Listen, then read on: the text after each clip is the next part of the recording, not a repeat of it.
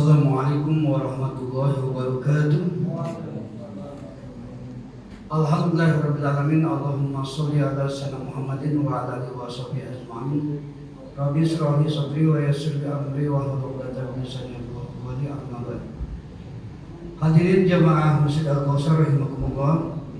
Puji dan syukur kita panjatkan kehadirat Ilahi Rabbi Allah Subhanahu wa taala. Alhamdulillah wa syukurillah bisa mempertemukan lagi kita di akhir pekan ini. Walaupun pekan kemarin kita memang tidak bisa sesuai dengan agenda, kebetulan jamaah musik kita kena musibah. Tapi mudah-mudahan segala sesuatunya kita menghalangi daripada kajian ini. Salawat dan salam semoga dilimpahkan kepada junjungan kita Habibana wa Rasulana Sayyidina Muhammad Rasulullah SAW. Allahumma sholli ala sayyidina Muhammad wa ala ali sayyidina Muhammad. Hadirin kaum muslimin rahimakumullah.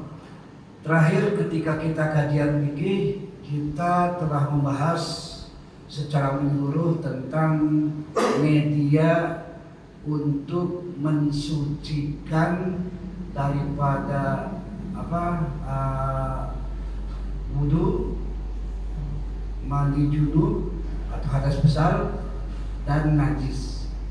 Semuanya sudah kita selesaikan.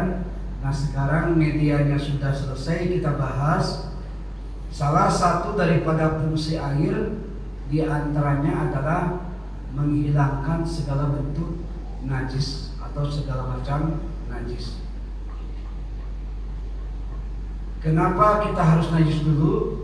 Karena wudu dan hadas kecil dan hadas besar telah sering kita bahas, walaupun tidak dalam satu kerangka tema utama gitu ya. Jadi saya ingin ke najis dulu, karena sebelum wudu pun kita harus memastikan dulu kita ada najis atau tidak, kan begitu. Bapak saja ya, karena misalnya ada seekor semut mati di sekedar pembuka saja, dimasukkan ke dalam sapu, Bapak sholat, itu sudah tidak sah sholatnya. Nah, kan gitu. Kenapa bisa demikian? Karena menyimpan bangkai. Semut itu kan termasuk bangkai kalau sudah mati, kan begitu. Nah, salah satunya itu. Dan bangkai adalah salah satu daripada najis. Ya. Jadi sebelum kita wudu, sebelum kita sholat, maka kita bahas dulu tentang najis. Jadi bahasa apa kalau dijudulkan malam ini adalah fikih najis. Insya Allah untuk fikih najis ini kita akan membacakan naskah dari kitab Takrib, syarah daripada yang disyarahkan oleh kitab Al-Bajuri, halaman 99. Bismillahirrahmanirrahim. Faslun fi bayani najasati wa izalatiha. Pasal ini akan membahas tentang macam-macam najis dan cara membersihkannya. Klasifikasi najis ada 3, Pak.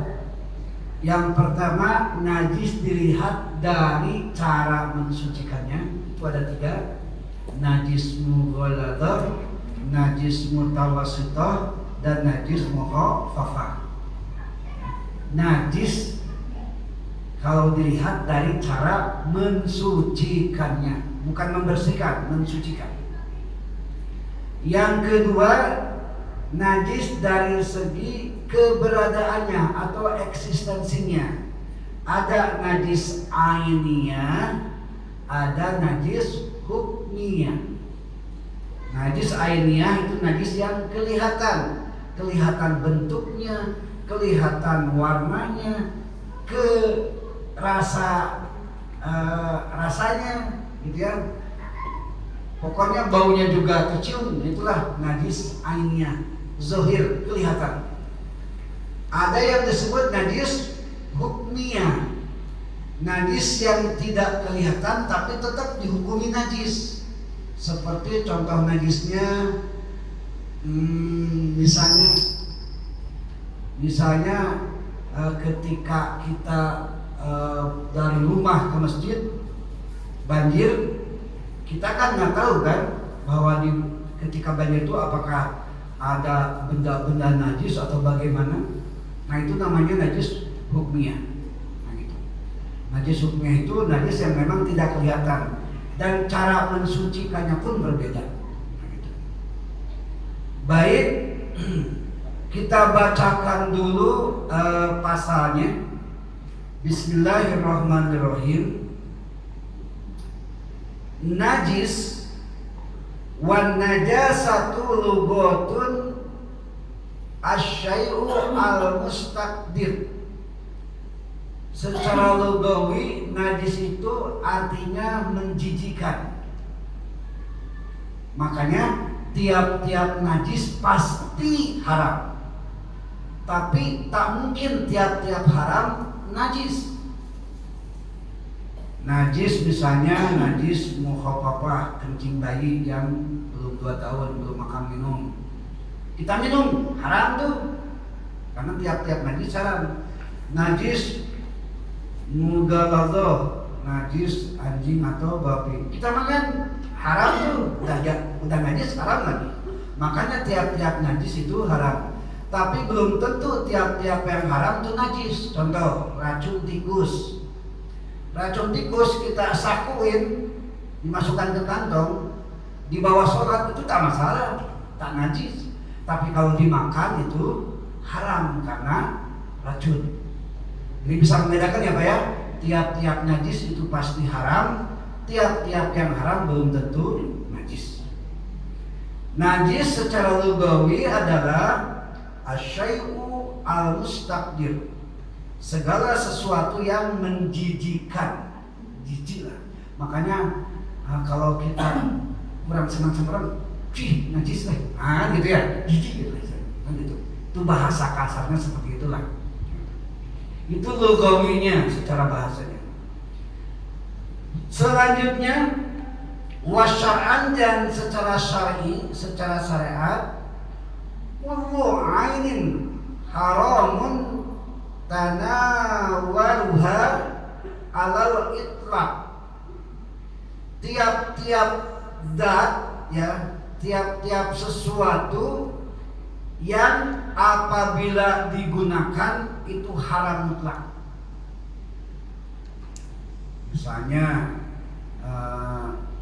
najis air kencing ada di tangan kita, nah itu haram digunakan untuk sholat, haram digunakan untuk segala sesuatu yang bentuknya ibadah, misalnya seperti itu. Itu secara syariatnya. Jadi pengertiannya ada dua, secara lughawi dan secara syar'i. Baik, kita lanjut. Kata Imam Musonif, wa kullu ma'in. Saya harus agak dekat sekarangnya, agak tua jadi agak kurang jelas. Wa kullu ma'in, tiap-tiap yang bercair, bukan cairan. Yang bercair itu bukan air saja gitu ya. Maaf cakap ya. Tai ayam yang baru keluar itu kan cair juga kan, walaupun padat. Nah itu maksudnya. Maaf betul.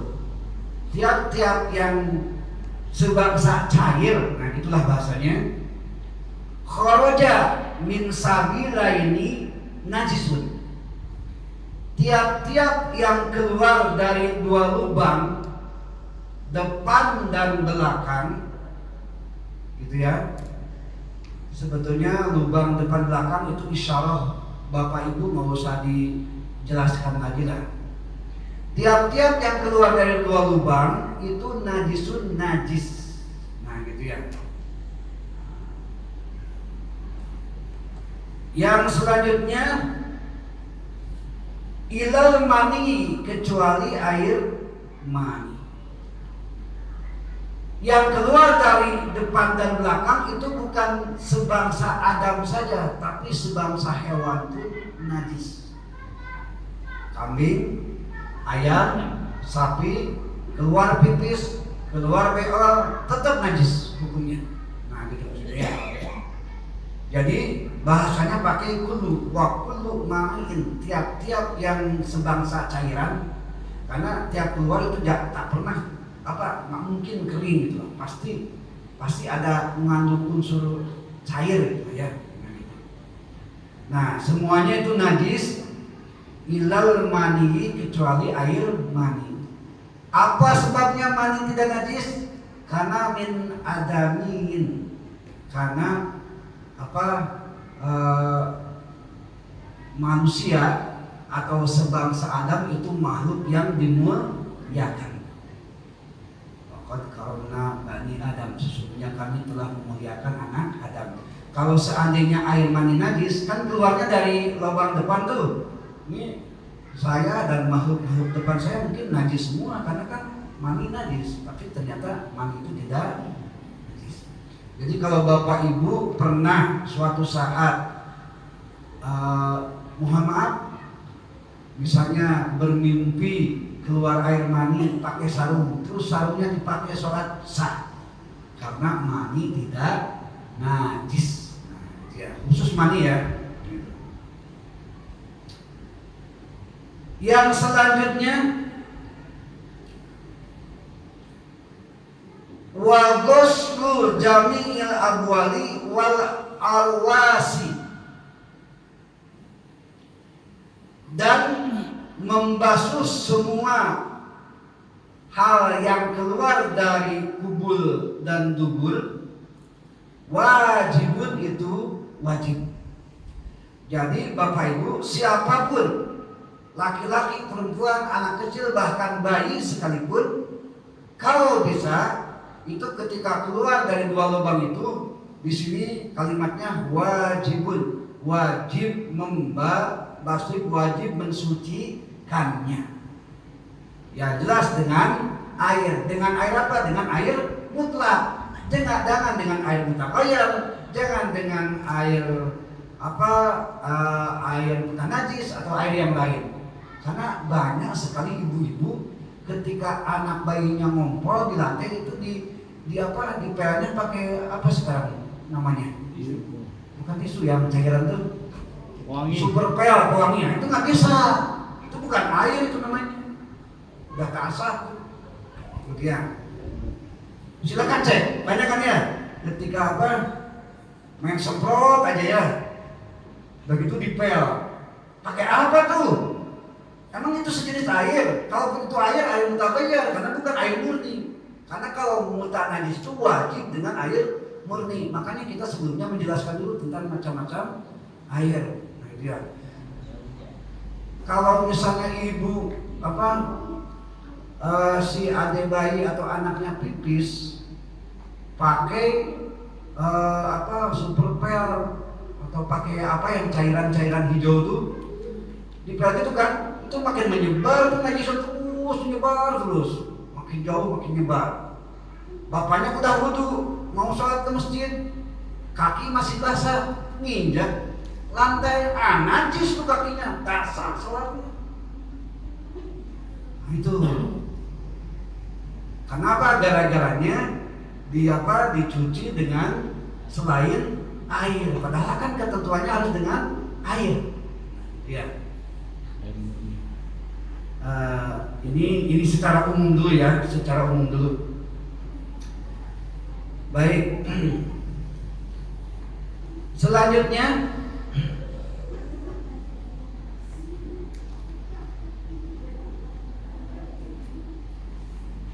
nah, jadi tadi segala bentuk macam yang keluar dari kubur dan dubur itu wajib disucikan, kecuali illa bauli sobi alladhi lam yakul at-ta'am, kecuali bayi laki-laki yang belum berusia 2 tahun dan belum memakan apa-apa kecuali air susu ibunya. Nah, kalau itu termasuknya nanti najis mukhafafah, najis yang ringan. Jadi semua wajib, termasuk bayi yang sudah makan, karena zaman sekarang jangankan sebelum 2 tahun, baru 2 bulan 3 bulan udah segala masuk, ya. Udah yang buat bayi itu. Ya itu saya udah lama nggak punya bayi jadi udah hafal lagi lah pokoknya ya. Nah itulah pokoknya makanan bayi gitu ya. Itu udah bukan jelas najis muhafafah lagi, tapi termasuk najis mutawasito. Karena najis yang ringan itu anak bayi laki-laki kurang dari 2 tahun dan belum makan apa-apa kecuali ASI. Selanjutnya atau begini sajalah, karena ini terlalu panjang saya mau simpulkan saja. Jadi yang najis itu ada 7, itu aja lah punya Pak ya. Ini karena saya harus bacanya per sub gitu ya. Jadi ini sebetulnya sampai halaman 107. Jadi terlalu lama, kita simpulkan aja lah. Intinya najis itu ada 7. Selain yang 7 berarti bukan najis, itu aja. Yang pertama tadi najis yang keluar dari 2 lubang, gitu ya. Tuh, baik manusia atau binatang, semuanya najis. Yang kedua, yang disebut najis itu adalah muntahan. Muntahan, bukan air ludah. Ya Pak ya? Tapi muntahan itu dari perut. Ketika kita mabuk darat, mabuk laut, kita habis makan jengkol, keluar dari perut, langsung naik ke atas mulut, kan gitu. Mau masih berbentuk jengkol, mau sudah hancur, itu asalnya masuknya halal, itu jadi najis yang muntahan. Termasuk kita yang tidur hobi ngiler, itu hati-hati tuh. Ngiler itu bukan ludah. Kalau ludah tak bau ya Pak ya. Tapi kalau iler itu yang bikin polo di bantal, yang di bantal putih, itu najis, hati-hati. Karena itu berasal dari perut. Tapi kalau ilernya dari ludah itu tak masalah. Tapi kalau dari perut sumbernya itu najis. Ke bawah sholat itu jelas tak sah sholatnya. Itu yang kedua. Yang ketiga, darah dan nanah. Walaupun sedikit, gitu ya. Darah dan nanah. Darah itu nanah segar, nanah itu darah busuk, gitu ya. Sebetulnya darah dan nanah hampir-hampir sama. Cuma kalau darah itu baru keluar merah, kalau nanah memang darah udah lama. Istilah kedokterannya seperti itulah. Kecuali darah dari luka kita sendiri dan tepat di bajunya. Contoh, misalnya bapak atau ibu bisul di sini, misalnya ya, ketika sholat pecah. Kalau pecah pasti rembes kan ke baju. Nah itu dimaafkan Pak, tidak jadi masalah. Asal posisi bajunya posisi pas lutut, sikut. Gitu ya. Tapi kalau ketika sholat si ininya bersentuhan dengan jemaah di pinggirnya, kan ketularan tuh.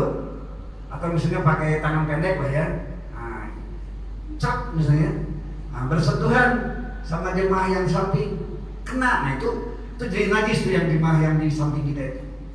Udah tak sah sholatnya, karena kena najis. Tapi kalau kita enggak, gitu ya, asal syaratnya posisi baju di sini. Ketika bisul di sini, pecah di sini, dan nodanya di sini. Kalau nodanya pindah, misalnya kita garuk-garuk terus ke sini, nah itu udah tak sah sholatnya, karena najis itu pindah ke tempat yang bukan asalnya. Bisa tergambar nggak Bu? Gitu ya. Jadi dimaafkan kalau darah atau nanah itu di tempatnya, di tempat pakaiannya. Nah itu nomor 3 ya. Ada juga dari organ dalam hewan itu yang dianggap darah, yaitu hati dan limpa. Itu menurut penelitian katanya darah, termasuk darah juga, gitu ya. Nah itu dikecualikan, tidak jadi masalah, itu status hukumnya adalah halal. Nah gitu. Ini Bapak Ibu masih umum ya kita penjelasannya. Yang keempat, bangkai. Definisi bangkai adalah segala sesuatu yang hidup itu telah mati. Mohon maaf,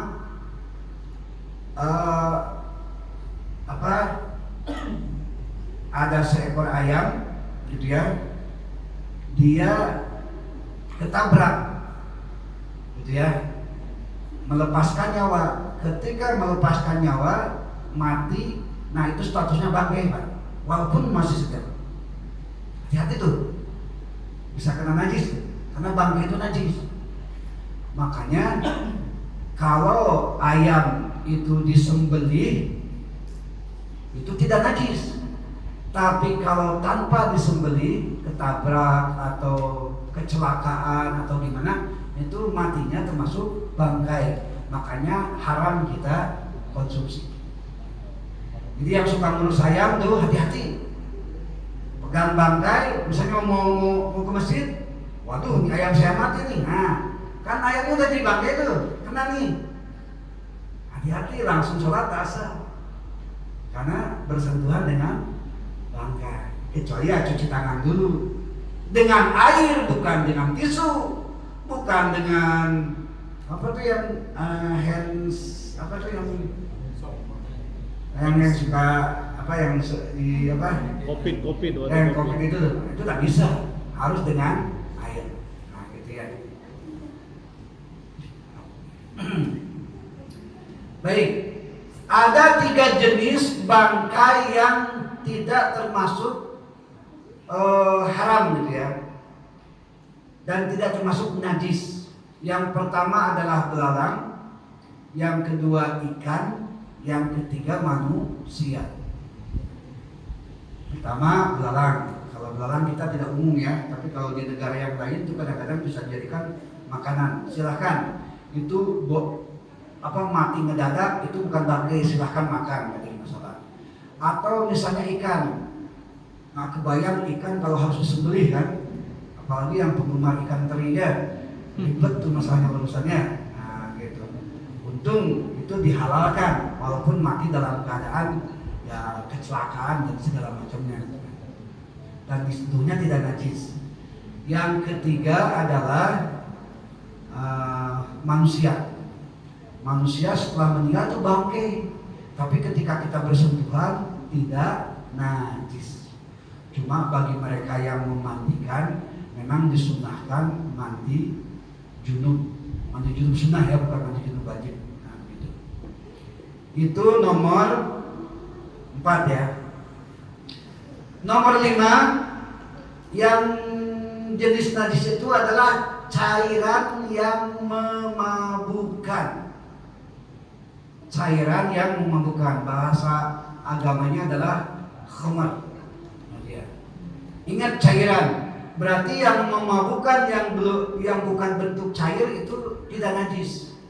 Contohnya seperti pil nifam, ekstasi, yang narkotik itulah pokoknya. Nanti ya. Kalau kering itu tak najis Pak. Tapi kalau cair itu hukumnya najis. Maka minuman keras sebangsa brandy, sebangsa vodka, saya tak hafal lagi lah pokoknya, sebangsa itulah pokoknya, kena di tubuh, kena di baju, kena di tempat sholat, itu tak sah sholatnya karena termasuk najis. Nah gitu ya, itu cairan namanya. Yang keenam yang disebut najis itu adalah, mohon maaf, anjing dan keturunannya. Anjing dan keturunannya. Apa maksud keturunannya? Ada seekor anjing kawin dengan kambing, terus lahir kambing. Nah, kambing yang lahir itu najis juga karena keturunan anjing. Ada anjing kawin dengan manusia. Nah, anaknya itu ya mungkin kalau menurut teori ini jadi najis gitu, karena keturunan anjing gitu. Nah, gitu. Tapi belum ada cerita ya anak dari seorang ayah anjing, dia belum pernah dengar lah pokoknya.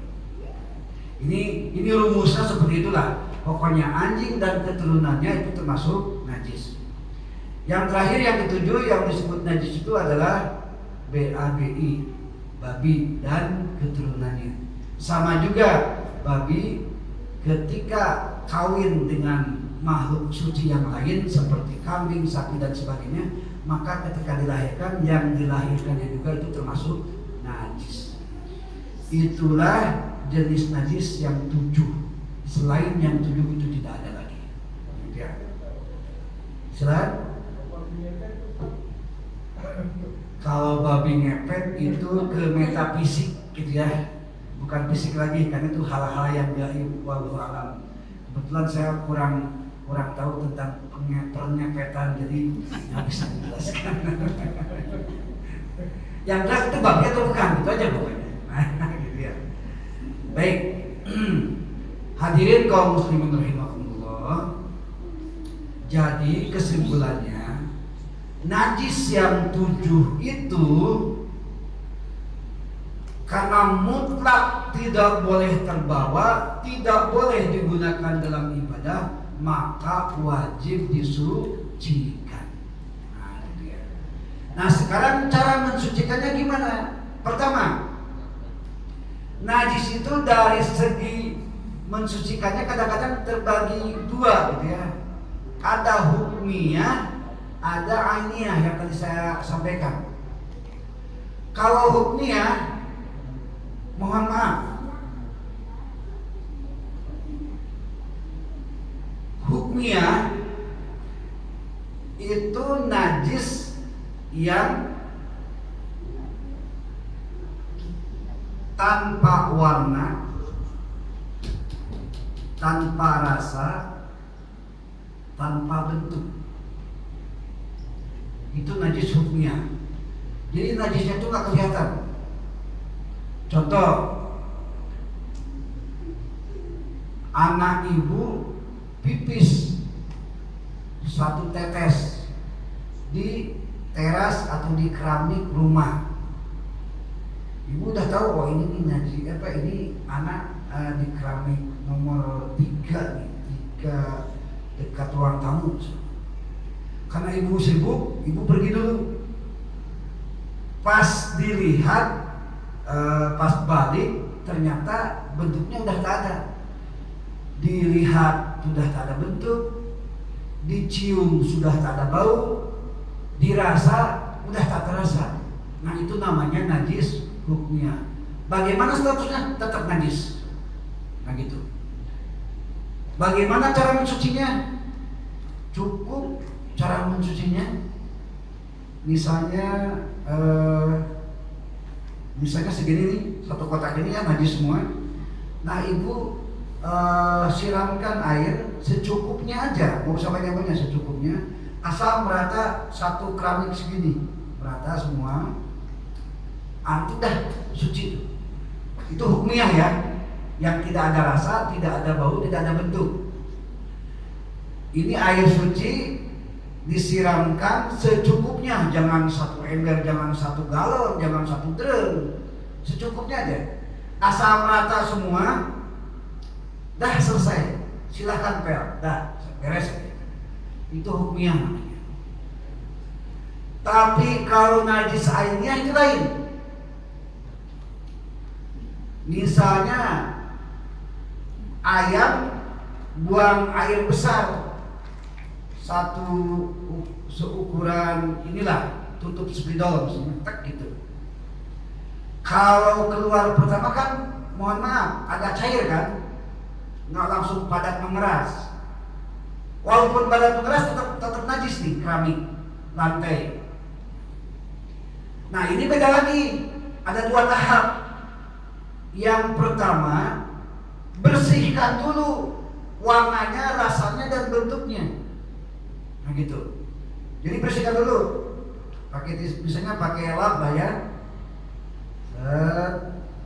Dah, bentuknya udah hilang, tinggal warnanya, tinggal baunya. Coba cium, ada bau nggak? Ini pikir loh supaya kita ikhtiar hati-hati dalam beribadah ya. Kalau masih ada bau, lap lagi, ganti. Jangan yang sudah dipakai itu udah nggak sah lagi, buang aja.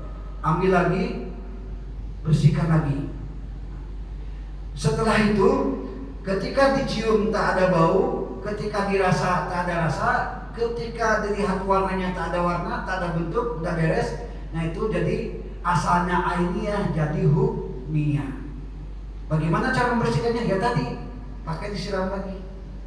Dan disiram lagi baru dipel, sah. Jadi cara mencucinya mensucikannya agak berbeda.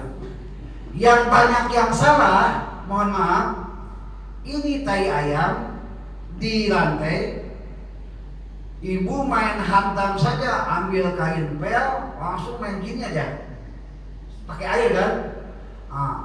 Kalau radiusnya membesar sampai satu ruang tengah, nah satu ruang tengah itu jadi najis semua. Nah itu.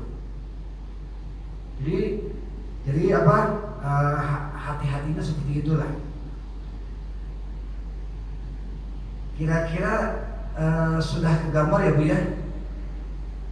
Nah selanjutnya ketika tadi ya, misalnya nih udah dibersihkan gitu ya. Ini jangan dipakai lagi, buang, bersihkan lagi, buang. Kesannya ribet tapi memang itu ketentuannya Pak. Mohon maaf. Ini khusus najis pemahaman mazhab Imam Asy-Syafi'i gitu ya. Kalau betul-betul sudah diyakini sudah tak ada rasa, tak ada bau, tak ada warna, tak ada bentuk, berarti tinggal menerapkan najis hukmiyah. Secara hukum cukup dipercikan air, udah gitu pel lagi. Jangan menggunakan kain pel yang sebelumnya digunakan, karena ketika kain pel ibu langsung ketika tai ayam ada di atau najis lah ada di lantai, ibu langsung main pel itu udah najis, harus dicuci lagi. Dicucinya oleh air percis kayak kita membasuh untuk mensucikan barang yang kenajisan, harus percis begitu. Jadi jangan sampai udah pel terus cuma disiram air saja, pel lagi. Harusnya dicuci dulu kain pelnya, tidak terkena najis. Nah gitu ya.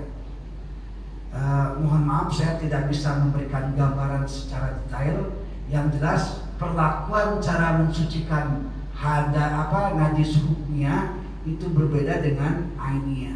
Kalau ainiyah zatnya harus dihilangkan semua, baru itu hukumnya hukmiyah. Setelah hukmiyah silahkan dipercikan air merata sekitaran najis. Udah gitu silahkan pel kembali dengan pel dalam keadaan suci, bukan pel bekas ngepel najis.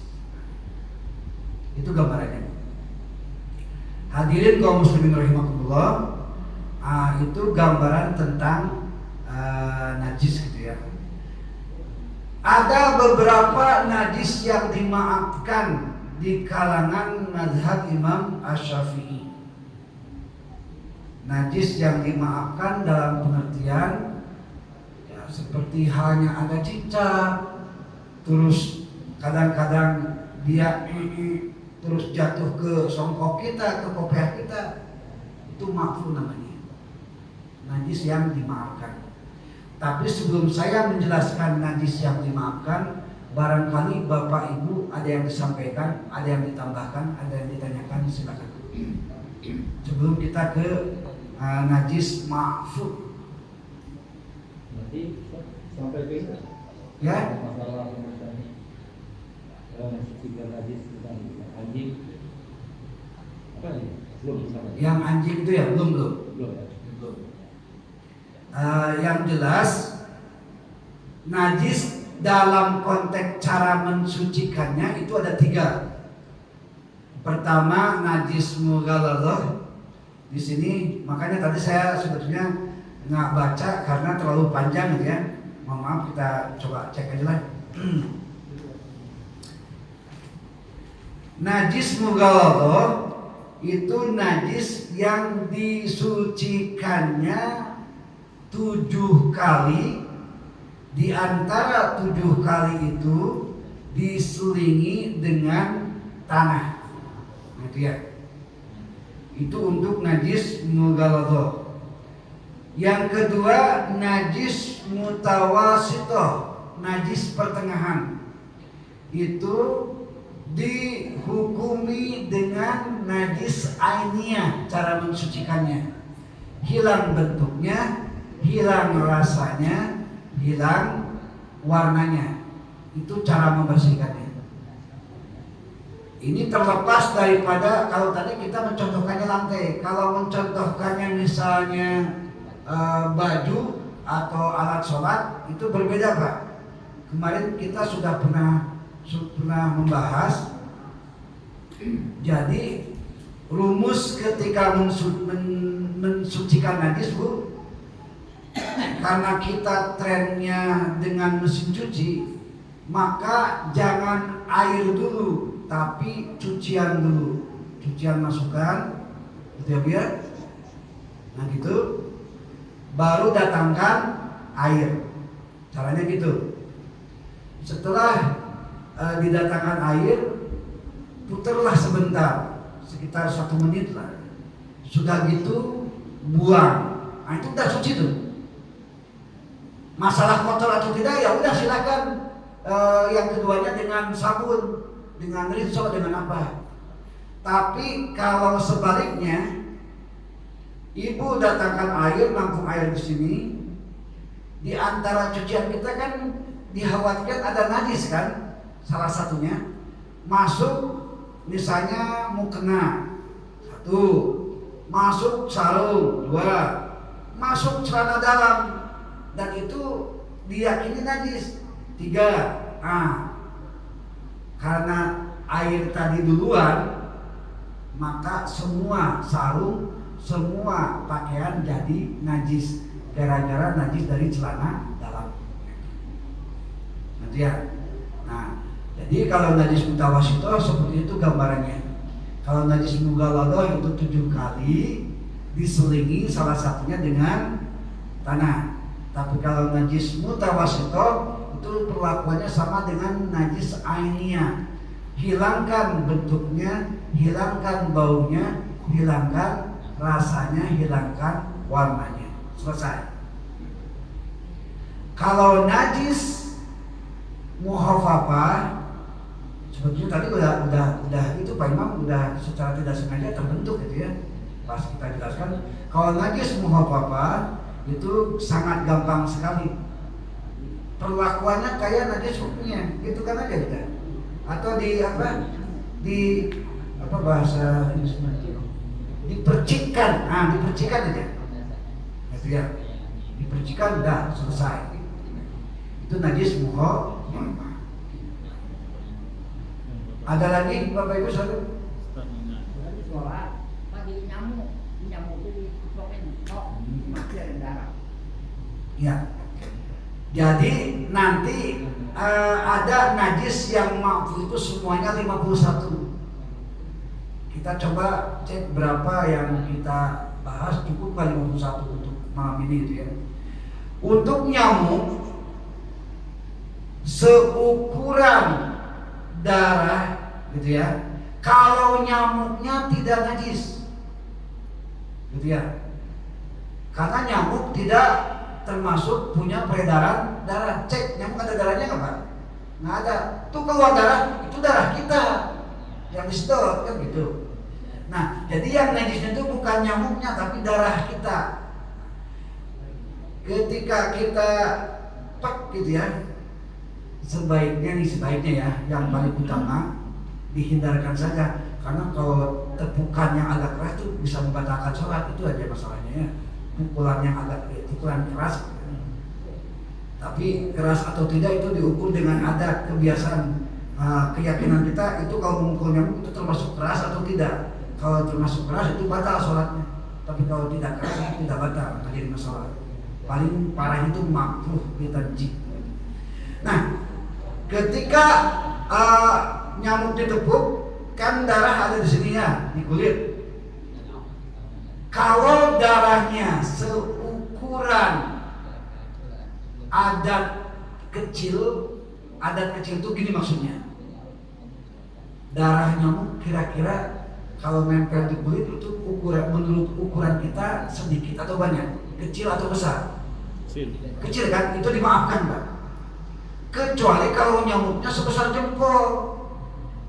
Nah itu lain cerita tuh. Kalau ditepuk darahnya banyak sekali mungkin ya. Nah, tapi mana ada kan nyamuk sebesar jempol. Jadi itu dimaafkan, menjadi masalah. Nah itu kan dimaafkan. Walaupun sebetulnya kita jadi ironi juga, masa lagi sholat kita jadi pelaku pembunuhan kan gitu ya. Kan jangan salah, itu nyamuk lagi cari nafkah ya. Nah. Sama juga dengan di pakaian, kalau ditepuk di pakaian tak pala. Ya, itu maksud karena darahnya sedikitnya sesuai dengan tradisi atau adat atau pendapat masyarakat secara umum. Kalau para ulama itu nyebutnya itu sebesar jagung, itu namanya sedikit. Sebesar jagung itu kan ya, kalau noda di kulit atau di baju itu masih dimaafkan. Makanya malam ini kita akan membahas tentang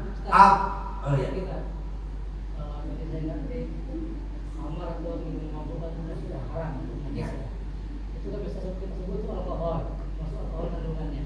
Bagaimana penggunaan alkohol dalam kegiatan medis dan parfum? Kalau kita parfum kita termasuk haram atau gimana? Jadi homer itu haramnya bukan karena alkohol, haramnya karena memabukkan. Ukurannya itu. Jadi begini, kata para ulama, homer gitu ya, homer yang mengandung unsur memabukkan. Indikator memabukkan itu gampang. Manusia normal yang tak pernah mabuk, tak pernah minuman keras, kasih dia minum. Kira-kira mabuk atau tidak? Kan gitu. Nah, kalau mabuk, memabukkan itu haram atau najis. Terlepas masalah itu minuman dari alkohol atau tidak. Jadi yang menjadi unsur najis atau haramnya itu karena homer itu termasuk najis dan haram, dua-duanya dapat gitu ya. Jadi ukurannya dia memabukkan atau tidak, bukan alkoholnya. Yang kedua, alkohol al-asfu bil asya'a al-hibahah hatta yadulla adalilu litahrimihi. Asalnya alkohol itu boleh, mubah, gitu ya, boleh dan mubah, sehingga ada dalil yang menunjukkan keharamannya. Nah sekarang minuman keras itu keumuman rata-rata mengandung unsur alkohol, kan begitu. Walaupun mengandung unsur alkohol, sebuah minuman tetap tidak najis kalau minuman itu tidak memabukkan. Jadi kata kuncinya itu mabuk atau tidak, bukan alkohol atau tidak. Nah gitu. Masalah parfum, kembali lagi ke awal, alkohol itu tidak najis, gitu ya. Alkohol itu tidak haram asal muasalnya. Ketika dipakai parfum, apa yang menjadi alasan najisnya? Kan gitu. Alkohol asal muasalnya jelas boleh, tapi ketika dicampurkan dengan minuman dan minumannya itu bisa jadi memabukkan, itu yang disebut najis. Makanya innamal khamru, definisi khamr itu adalah minuman memabukkan, bukan minuman beralkohol, gitu Pak. Bukan minuman alkohol, tapi minuman yang memabukkan. Bagaimana dengan kedokteran? Itu jelas lagi, ad-daruru la darara. Kalau sesuatu, jangankan alkohol, unsur dari anjing atau dari babi, kalau untuk obat dan tidak ada obat yang lainnya kecuali itu diperbolehkan. Silakan. Seandainya tidak ada obat alternatif yang lain kecuali hanya itu satu-satunya. Apa di alkohol? Nah jadi masalah dalam medis. Jadi sekali lagi yang haram itu, yang najis itu bukan alkoholnya, tapi memabukkannya. Bagaimana dengan hadis Nabi? Al-qalil wa kasir harumun. Sedikit atau banyak itu haram. Bukan kadar alkoholnya, tapi sedikit minum atau banyak minum itu tetap haram. Whisky, brandy, vodka, walaupun hanya 1 tetes ya tetap haram karena khamrnya itu bukan alkoholnya, khamrnya, memabukkannya. Jadi kita memang harus jelas itu ya untuk masalah masalah khamr ini.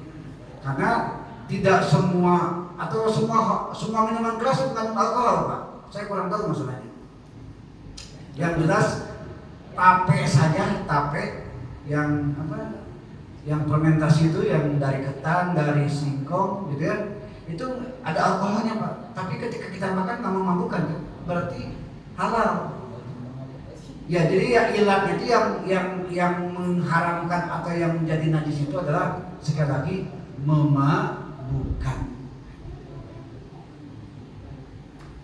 Ada waktu ya, silakan berdengar. Jadi Pak Ustaz menjelaskan cara yang dari bisul orang itu kalau dipindah-pindahkan misalnya berarti kalau sedikit jadi najis. Bagaimana kalau dia kenapa banyak Ustaz mengalir di sini? Sampai dah ke sini. Ya, ke sini, tapi kalau dia mengalir sampai kalau dengan ini bagaimana Pak Ustaz? Ya. Jadi begini. Kata Imam Syamsuddin bin Muhammad al-Bisri Asy-Syafi'i, beliau mengatakan damun wa qairun al-juruhu walau kana kasiran. Kalau dari bisul itu mengalir darah gitu ya, di sini masih tetap mampu asal masih daerah kita. Karena kan di sini dengan catatan binafsiha, ngalir sendiri atau pecah sendiri, bukan karena kita iseng mindah-mindahin gitu. Itu masih dimaafkan. Kecuali tapi sebesar-besarnya bisul nggak mungkin sampai menetes nggak kira-kira. Kalau sampai menetes lain cerita lagi, karena itu udah mengganggu daripada fasilitas. Maksudnya bisa mengalir, dia bisa di sini di sini. Maksudnya netes ke tempat sujud ke masjid. Nah, kalau masih di tangan kita, ini masih mahfud. Kata Imam Syamsuddin al-Syafi'i gitu ya. Yang jadi masalah itu kalau sudah lepas. Gitu. Jadi ketika bisul, netes, nah itu yang jadi masalah. Itu mendingan sebaiknya batalkan sholatnya karena memang najisnya udah berlebih kalau udah netes. Nah gitu ya. Jadi gambarnya seperti itu. Bisul atau kalau enggak sebatas masih di daerah tempat lukanya itu dimaafkan. Kecuali di pinggirnya ada yang saya misalnya luka berdampingan dengan Pak Dirman, bersentuhan, darah saya nempel di darah di baju Pak Dirman. Nah itu Pak Dirman jadi tak sah sholat karena kena najis. Itu pun kalau tahu, kalau tidak tahu tidak masalah, tetap sah sholat. Karena unsurnya unsur tahu. Seperti hanya sholat berjamaah, imam kentut, jamaah tidak tahu, sholat berjamaahnya sah semua. Tapi kalau imam kentut satu orang terdengar, itu yang dengar itu tak sah sholat berjamaahnya. Gara-gara dengar, ibarat itulah. Berarti kan gara-gara tahu. Ya Pak dia, ibu-ibu barangkali yang sampaikan, ini najis yang dimaafkan belum bisa disampaikan karena udah menjelang waktu azan. Silakan Pak Imam. Jadi parfum itu yang ada alkohol itu kena boleh Tidak najis, tidak. Boleh. Boleh, walaupun tetap diutamakan parfum murni gitu ya, yang dicontohkan oleh Nabi itu parfum murni. Karena kan al-aslu fil asya al-ibahah, alkohol itu kan asal muasalnya kan mubah, boleh. Jadi haram ketika bercampur dengan minuman keras yang memabukkan, itu maksudnya. Alkohol itu pada dasarnya boleh, nggak jadi masalah, apalagi untuk kesehatan. Boleh di sini boleh digunakan, bukan boleh dikonsumsi gitu ya. Sholat kita karena kita campur kan? Ya. Tidak boleh kita waswasi. Boleh itu. Boleh nggak jadi masalah kalau alkohol. Cuma memang parfum cuma yang mengandung alkohol saja, kan gitu pertanyaannya. Kan ada alternatif yang lain yang murni. misalnya kita pakai yang itu. Ya kalau masih ada yang itu jangan pakai yang alkohol lah Pak. Memang kita ikhtiar gitu. Nah gitu kan, kehati-hatian.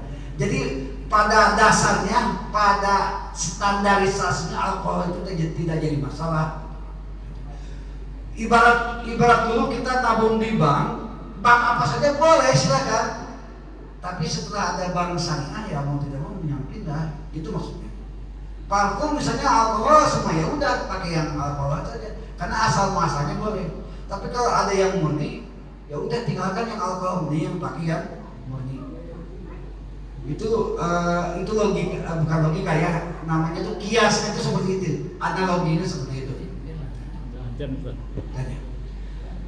Hadirin kaum muslimin rahimakumullah, insyaallah 2 pekan yang akan datang kita akan membahas tentang najis-najis yang dimaafkan oleh syariat, terutama dalam mazhab Imam Asy-Syafi'i. Mudah-mudahan tolong diingatkan 2 pekan ke depan kita membahas tentang najis-najis yang dimaafkan. Karena cukup banyak, ada sampai 51 jenis. Nah itu ya.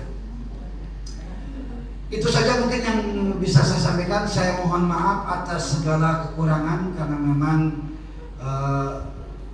keterbatasan literasi gitu ya, hanya mengandalkan 1-2 kitab saja, jadi agak kurang wawasan.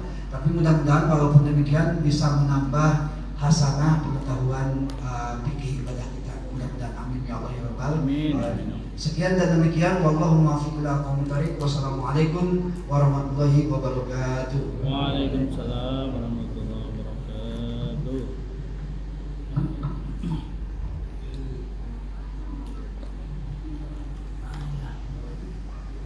Siapa yang